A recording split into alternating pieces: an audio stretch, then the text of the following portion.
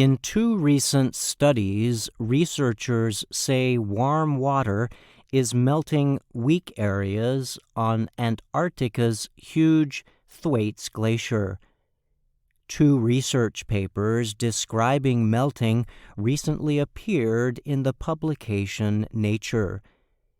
The research results came after an investigative effort involving a team of 13 American and British scientists. Teams spent about 6 weeks on the glacier in late 2019 and early 2020. The researchers used an underwater robot vehicle equipped with instruments and sensors to collect data.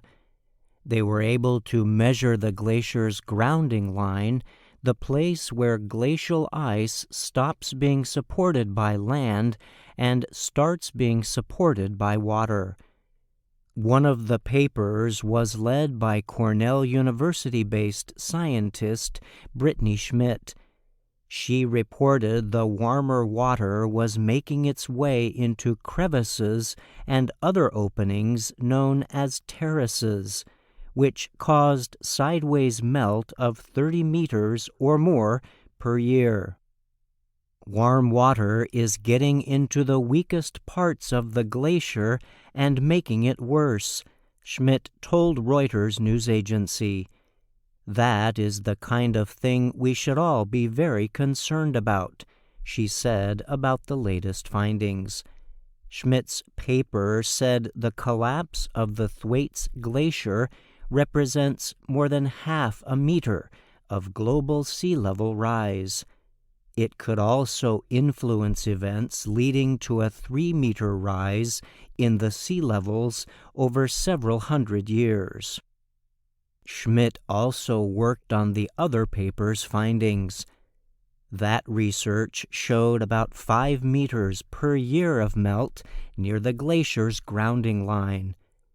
This level was less than what the most aggressive thinning scientific potential models had predicted.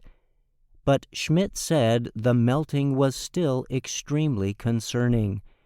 If we observe less melting, that doesn't change the fact that it's retreating, she added.